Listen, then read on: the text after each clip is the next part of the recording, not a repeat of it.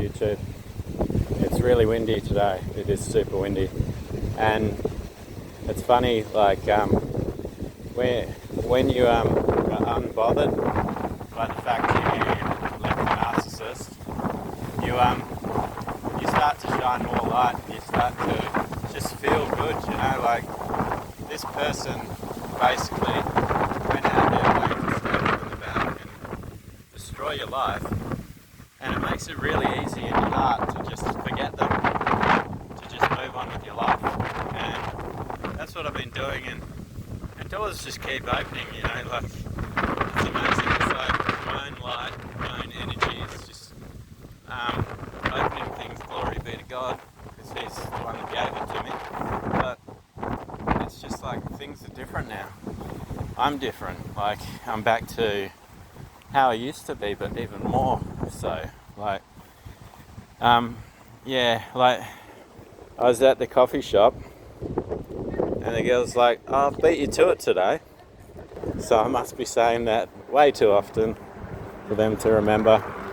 But it was just nice to have the energy that you put out returned in some small way, which is way more than it used to be with the narcissist. You can't even get a thank you out of them half the time, let alone acknowledgement of any good you've done in their life. So I just have this from people that I don't really know, but we've obviously, you know, interacted a fair bit over the years that I've gone in there, and it's just nice to see. And I was having so much a blessed time last night meeting lots of new people, and every single one of them I could have a deep conversation.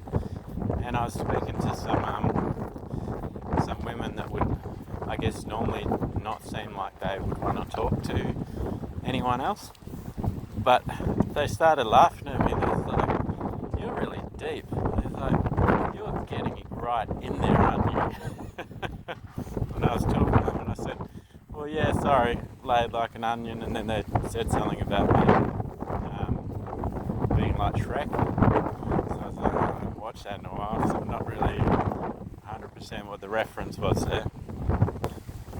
It must be something good though, because lately I'm just attracting good things in my life, and I wouldn't trade it for anything. I wouldn't trade it for people that are unbothered when they leave you and think they can do better, but then they come back and they're just wasting your time and your energy. And when you move past them, when you're unbothered, and when you decide, right, okay, I'm going to stop wasting my time,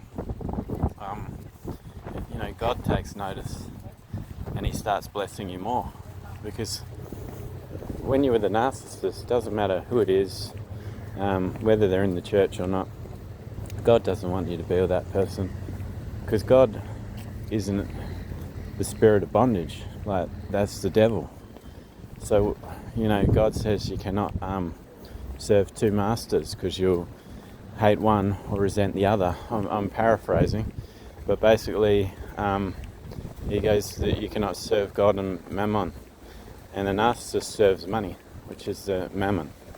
And therefore, like, if you're with them by association, you're a partaker of their sins, just like their gang stalkers are when they do bad things to you. And so yeah, he doesn't want you to be like that, but God's always concerned about your heart too. Like me, I was heavily invested in something. Oh, it's really windy, and He didn't want to break my heart either. So He didn't even do anything about it for some time, until He found the right moment where I was in the right place where He'd opened my eyes just enough to see how wicked this person was. And once He'd done that, then He could move me without actually, gently, like without breaking me, because this person had already spent, you know, years trying to break me. But you get to a point, your resilience kicks in, like, empath has two choices. They can roll over and die, or you can just get stronger, elevate. And I always seem to pick the road of elevation. And you just keep going up and up, just like level after level. As long as you keep, following in truth and just realizing that you can be more and you can do more.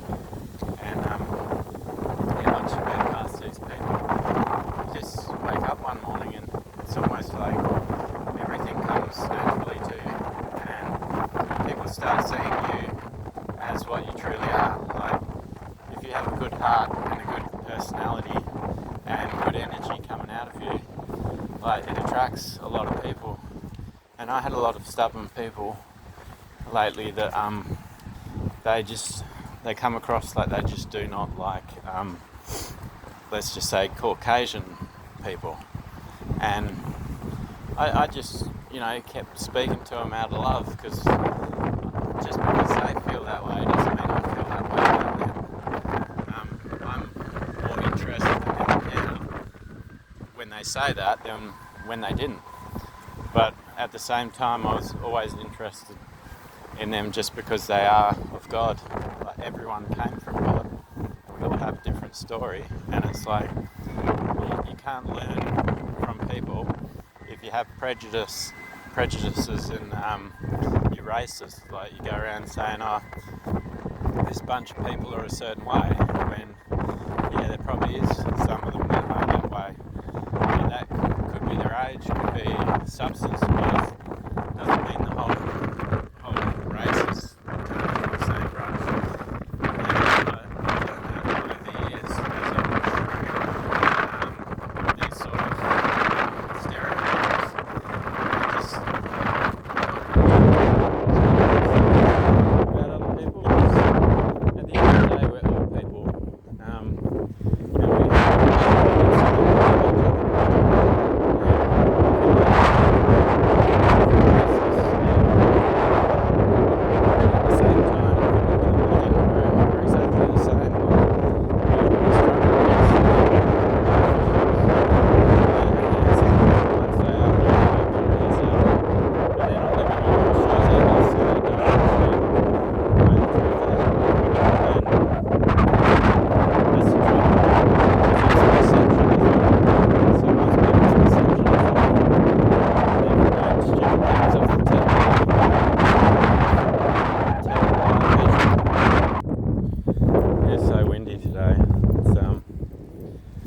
I hope you can hear this video, because it's all I can hear is wind in my ears.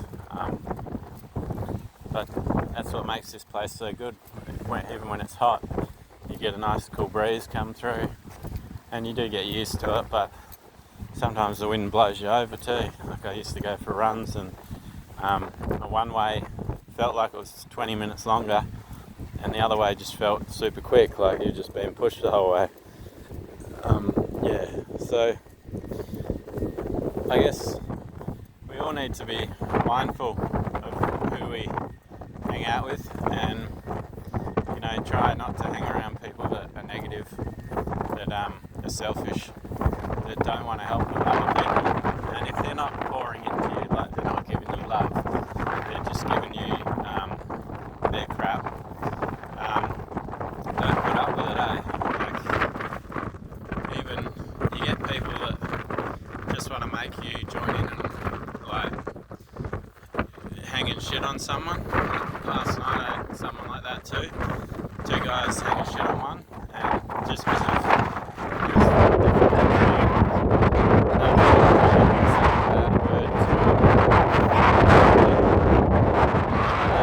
let it slide for a little bit. At the beginning it was not bad, it was just a small prank. But then they started trying to escalate it, and this guy was feeling bad because he knew they were drinking something. He just didn't know the word actually meant. But I set up on here, the algorithm would probably take that. But so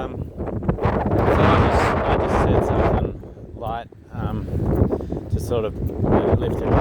That, he should say this to the girls instead of him saying to the girls. Say it to the girls about his mates, and they suddenly they had an objection to that. Like that wouldn't have been a good idea if it's come back on them. And it was just funny to watch him shift. I think that made him happy that someone was helping him, because sometimes when people are different too,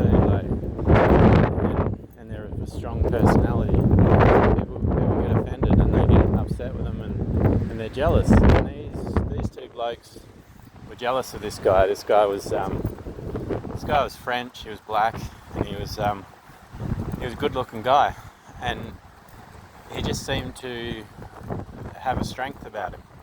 And these other two were just trying to tear him down the whole time, and they're probably mates and that, but at the same time, there's got to be respect between people, mates. Otherwise, they're not really your mates, and he might just have hung out with them because he hasn't found better yet. But I imagine someone like him is going to draw in better people.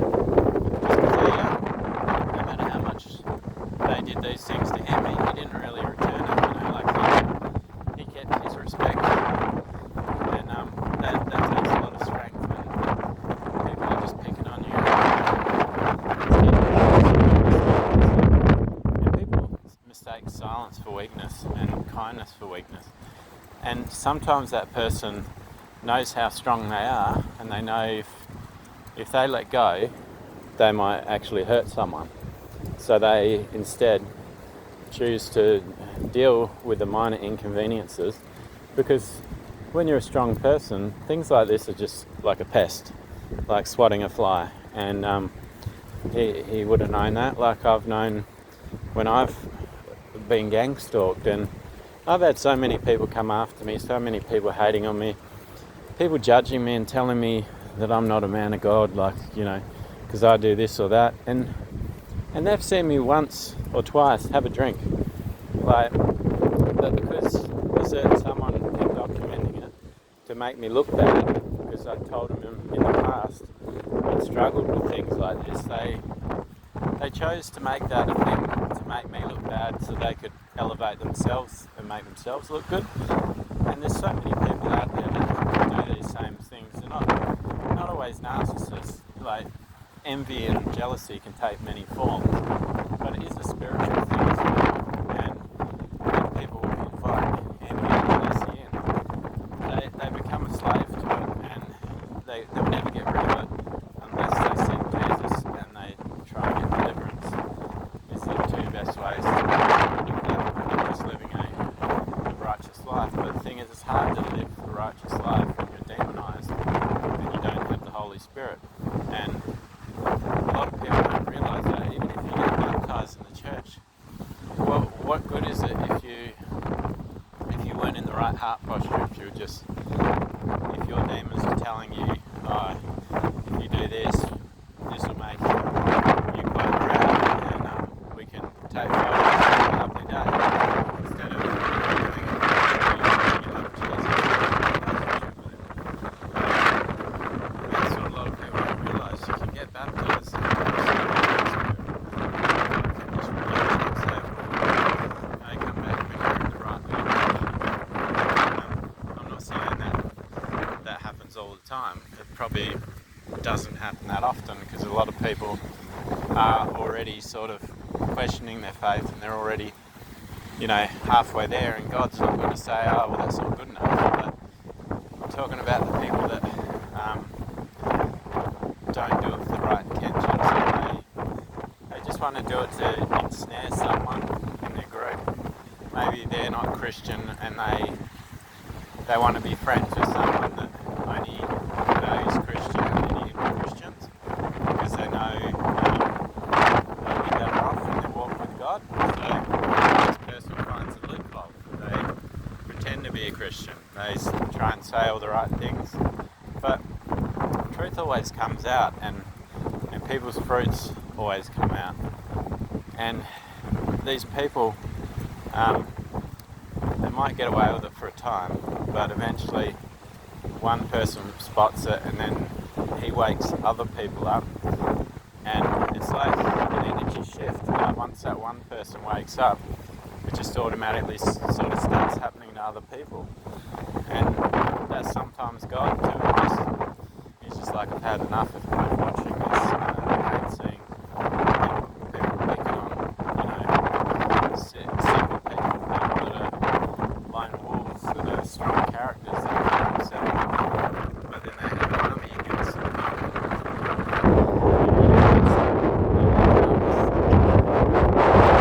It's funny, the cowards are the ones that normally think they've got one over you when they leave your life, when they sort of exclude you. Like if you're picking your mates for a basketball team and you leave out that lone strong person because you feel threatened by them, and you think like they care, like you're doing them a favour.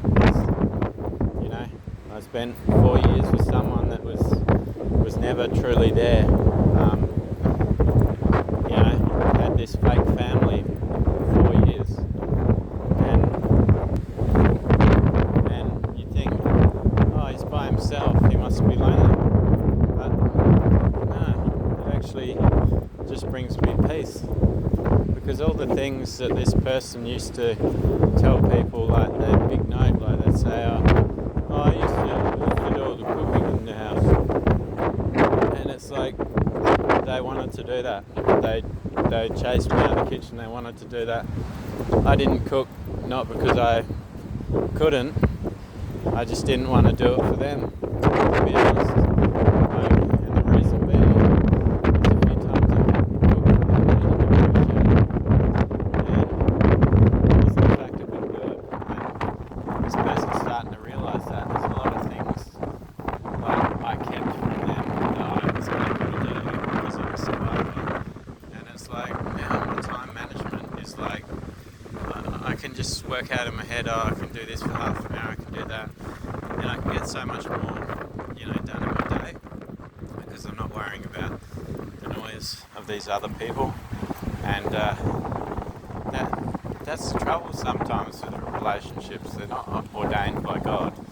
A lot of the apostles were by themselves, like just walking with God, and that was successful for them. They were basically doing everything God required of them, and there's this lie sold that we have to be part of a family, we have to have a nest. And in the Bible it says, go forth, multiply, be fruitful.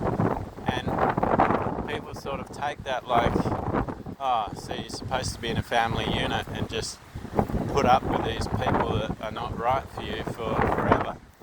But it doesn't say anything like that in there.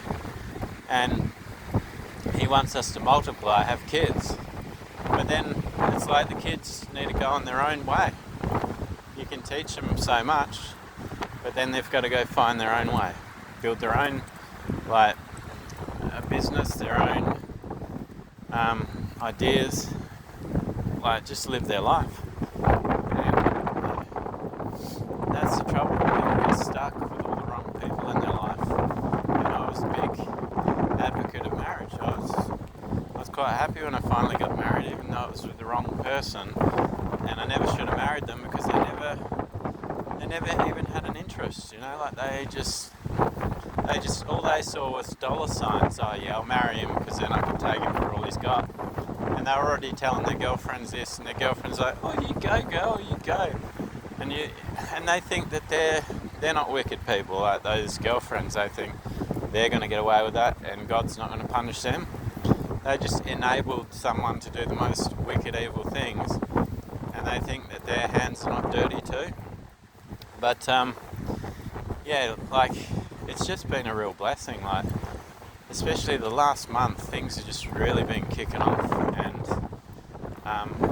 just people that would not talk to me before because I was around this negative Nancy, and I was around two of them because she had a kid, obviously, and they just couldn't get around me because of all that negativity. Like, who wants to be in that space? And the narcissist is never happy, even when they have all their toys. Like, they have all these different suppliers that they're swapping beds in, and then they've got all these things they buy for themselves, and it doesn't make them happy. And then even with all these different suppliers, they're exhausted. Like, they've just run from one to another. And even though they're exhausted, they're still looking for more. Like, it's just never enough. And that's because they're so negative. Like, they can't see value in anything. And I'm just saying now, the more I'm by myself, the more God just blesses me. It's like, you know, I'm exactly where He wants me to be. And I'm just making new connections. Like, the biggest lie the devil tells, and the narcissist is complicit in, is that now that you're not with me, I'm going to destroy all the relationships you had. But I'd already dumped those people like the first day that she left me. I just got rid of them out of my personal space, and the reason being because they were all just her friends, and anyone that's going to agree with the nasty thing she's doing is not someone that you want in your life. And yeah, God sends you the right people. It's just random people that are just beautiful. Look, even that barista, just doing those little nice things. Just that's a real blessing. And there's people out there that want to meet you, want to get to know you, but you're caught around all these negative people. So once you get those out of your life, life just gets better. And you don't need to be afraid of what comes next. Like, one of the biggest things when you have a relationship breakup, the temptation is that you could just wallow in your sadness. Go, woe is me, why did that person leave me? And you could chase them, but what would be the point? Why chase after someone that doesn't value you in the first place? And there was no real love with, like, it was just all counterfeit. That person just wanted to get money out of you or waste your time. Much better to focus on yourself, give yourself some self-love, which is what I did. Worked on myself, got in the gym, start reading a few books, you know, just really work on yourself, and then you start attracting all the right people, or people that actually want to do nothing more than just be good to each other. There's people out there, they're like needles in the haystack sometimes, but yeah, all you got to do is just keep working on yourself and attracting them into your life by just being a better human being. So God bless all of you. Jesus loves you, I love you, and have a blessed day in Jesus' name.